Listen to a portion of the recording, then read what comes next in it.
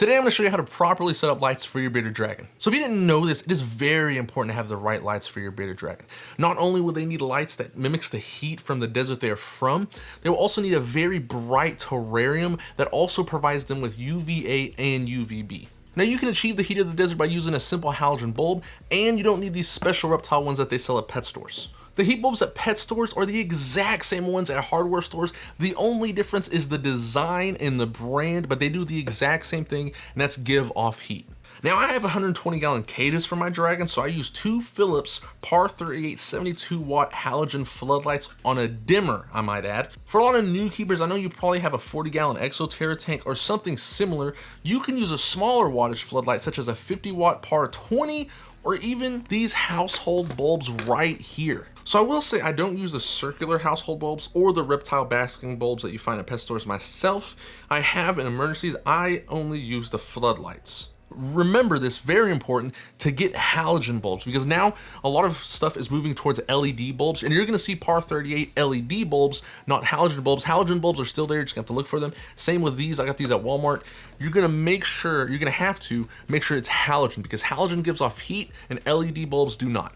You can also use like ceramic heat emitters and deep heat emitters and mercury vapor bulbs, but if you do use those, especially mercury vapor bulbs, make sure to monitor the temps, because mercury vapor bulbs give off a lot of heat, and sometimes you have to put the lamp way up high, and I've seen them cause burns, so make sure to monitor those temps. Now that we got that out of the way, let's talk about brightening up the cage a bit, because one thing I see a lot in the reptile hobby is dark cages. Now if you're doing this, it's okay. We always learn and we're always moving forward, but one thing I see a lot is there'll be a heat bulb, a UVB bulb, and nothing else. And with bearded dragons, if you have a big tank, which I hope you do, one side of the tank is nighttime, even with the lights on, and the other side is dusk. We gotta stop doing this. These guys are from the desert where it's super bright. Let me put it to you this way. You ever wake up on a Saturday morning, you go watch some TV, and you go step outside and you're just like, my goodness, this is really bright. That's the kind of brightness you want to mimic. Not blinding, obviously, but you want to make sure the tank is well lit. So what do I use to make the tank more well lit?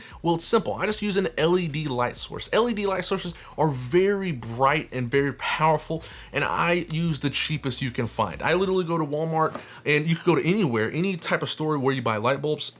I get the cheapest brand of LED light bulbs they have that's very bright, daylight, remember daylight, and I get those and I put them in my tank. And not only that, for my screen enclosures, I get a very cheap clamp light in like the hardware section. It's usually like $7-8. The whole setup's gonna cost you around $10. For my bigger cages, I use an LED bar. It's called, like, I get the cheapest as well. It's like Hyper Tough. It's for like a big long bar. It's like $15. Super bright. And for my desert species, I put them in every single tank. Next up is the most important lighting aspect in the bearded dragon enclosure, and that is the UVB bulb. So bearded dragons need both UVB and UVA, which is ultraviolet light that's found from the sun. UVB helps metabolize calcium, and UVA is for behaviors such as feeding, alertness, and breeding. Without the right amount of UVB, you can have permanent bone deformities. It's called metabolic bone disease, and they can have brittle bones. They could just like run, jump off a stick, and break their arms. Now, if you have never seen a bearded dragon with MBD, which is metabolic bone disease, this is what it looks like right here. It is very disturbing, and you feel for the dragon. You know, you do not want that. That's why it's very important to have the right amount of UVB. Now, to get the proper UVB and UVA, all you need is a proper UVB bulb.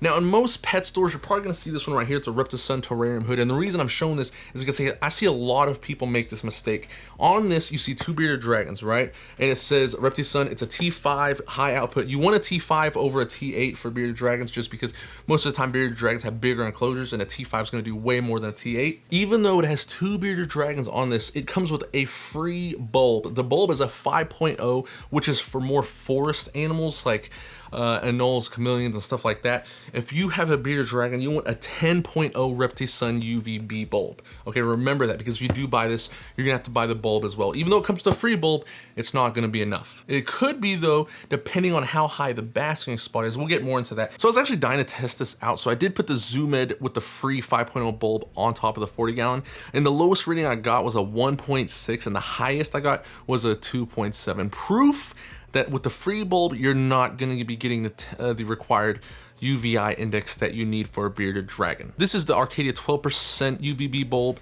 and it shows at the lowest it got was a 3.4 on the ground, and the highest it got was a 6.8 on the highest peak of the basking spot. I personally myself use Arcadia 12 to 14% UVB bulbs, and the reason I say that it's 12 to 14% is because I have 120 gallon enclosures, and sometimes some of them is where it's a closed top, where it's all sides are closed, it has vents for ventilation, and the UVB bulb is mounted inside. I put a 12% inside, or if it's a screen, I put a 14%, and this is also where it comes in handy to know your UVB levels with one of these right here. This is a UV index meter, and it is very important. However, I will say these things are very expensive. It goes for $250, but if you have one of these, you can have the right amount of UVB for your dragon at all times. You don't have to guess, because that's what you're going to be doing. If you do have a UVB, you don't know when it's going to go out. A lot of people say in a year. Sometimes it may last longer than a year. Sometimes it may last less. These bulbs do go out, and they might shine bright. They might have light coming from. Doesn't mean they're producing UVB. But if you have this, you can tell if it's producing or not. Also, always go for tubes with bearded dragons like this one right here. Do not go with these right here, because these are unreliable. Sometimes they go out in months, sometimes they go out in 3 months.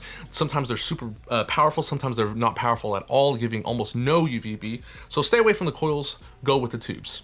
Again, I wanted to show you the difference between the coils and the tubes. So right here, this is a very common setup I see everywhere. You got the Zoomid double bulb lamp holders.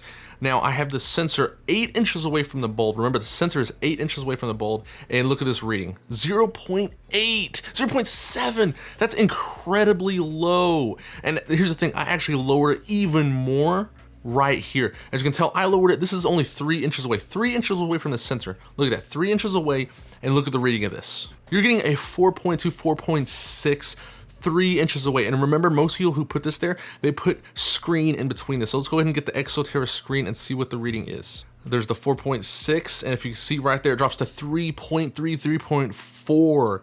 I'm gonna move it away.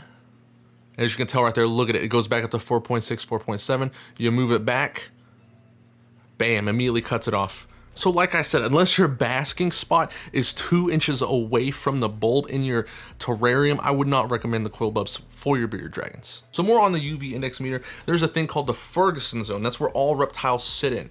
And it basically goes from like 0.0 to 10. It goes farther, but most lizards live in between that 0.0 to 10 UVB range of the Ferguson zone. Bearded dragons want 2.9 to 7.0 in the Ferguson zone. That's where they want to sit. I keep my dragons around a 4 to a 5.0 on the basking spot, and that's where you're going to want to put your UVB, is right where the heat is, because that's where they're going to go get the heat, and the UVB is going to be hitting their body, and they're going to be absorbing that UVB. However, as you can see right on this little UV index meter, there's numbers, and when it gets to 7, it's red. So that's why I said a 7, it's highest, that's maximum 7 for a bearded dragon. You don't want to go above a 7, you almost don't want to be at a 7, you want to be like a little bit below that. But when you get really high UVB, and that's why this thing is so important, I know it's very expensive, it really does suck that these are so expensive, but when you have this, you know how much UVB you're getting, because sometimes if you do get a UVB bulb, it may be extremely powerful. Like I use 14%, but I know exactly where to put it. If you get a 14% UVB bulb and you put it too close to your bearded dragon, you can cause him to go blind. It can really hurt your dragon having too much UV. Same as humans. When humans get too much UV, we get sunburn, all kinds of skin cancer. The same thing goes for your bearded dragon. Too much of something is never good.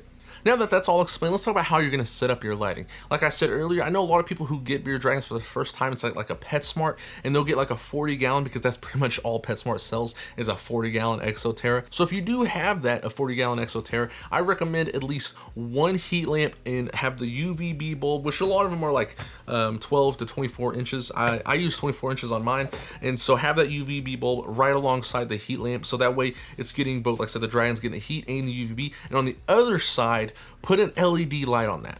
The basking temperatures you want inside the cage is going to be from 92 to 110 maximum. Remember, minimum, maximum. I usually keep mine around like 105, a little bit like in between 100 to 105. And on the cold side, I keep it around 80. In nighttime, it's okay to get around like 68 degrees. I know a lot of people live in houses with air conditioning. If you get around 68 degrees at nighttime, that's totally fine. Now, if you did upgrade or somehow got a 120-gallon enclosure like I did, which I highly recommend for a bearded dragon, because these guys get huge. Even 120 gallons honestly is too small, because my guy, I have a male and he is gigantic. He makes the 120-gallon enclosure look small. But if you do get that 120-gallon enclosure, I highly recommend getting some floodlights. They also sell them at pet stores. They're called Par 38 lights, and it's just a heat lamp. That's all it is. But at the pet stores, they're very extremely high. I get mine at like a hardware store basically, and it's just a floodlight halogen. Make sure it's a halogen Par 38 light. And I get 2 of those, and I put them right beside each other, and I put the UVB right in between them. So that way the heat's hitting all over the place, and when the lizard goes to where the heat is, the UVB is also hitting the lizard perfectly. And on the other side of the cage, I put the LED light bar or light. So that way the heat in the UVB bulb is really blasting light here, and it's still lit on the other side of the cage.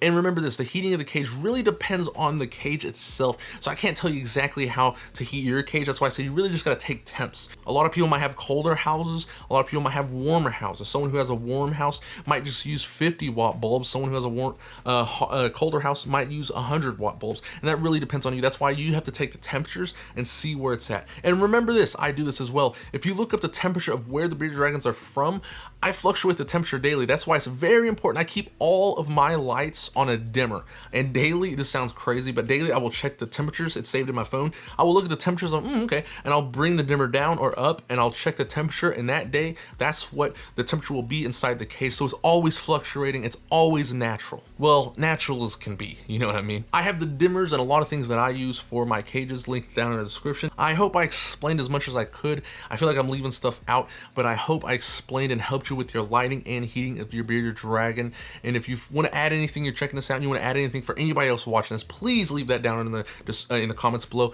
And if you enjoyed it, thank you. I'll see you next time.